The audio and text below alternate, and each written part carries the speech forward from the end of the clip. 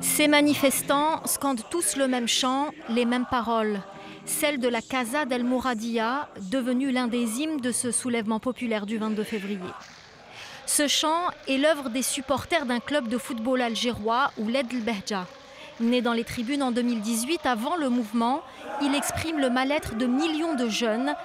Il ne parle pas football mais politique.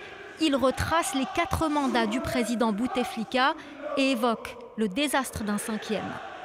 Comme il n'y avait pas d'espace de liberté, les manifestations étaient interdites, les attroupements interdits, etc., le stade était considéré comme le seul exutoire pour cette jeunesse, pour crier son ras-le-bol, pour dénoncer sa mal-vie et adresser des messages forts en direction de ceux qui nous gouvernaient.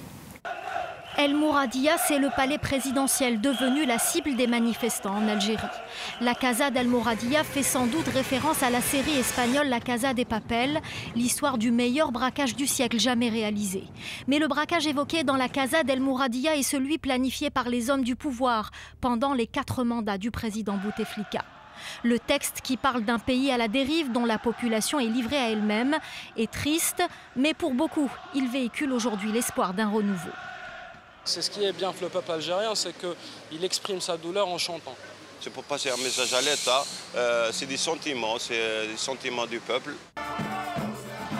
Aujourd'hui, la Casa del Mouradia est chantée dans la joie et la bonne humeur, comme par ses artistes. Et dans la rue, tout le monde la connaît, il suffit de demander.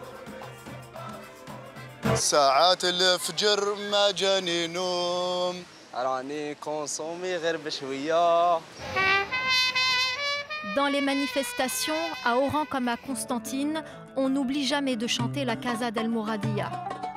Elle est interprétée dans tous les registres, y compris le shabi, la musique populaire algéroise.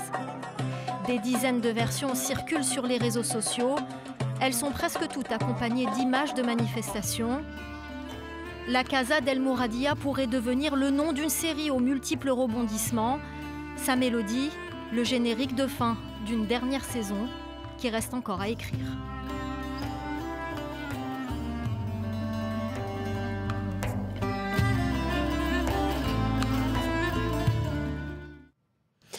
Un bateau avec plus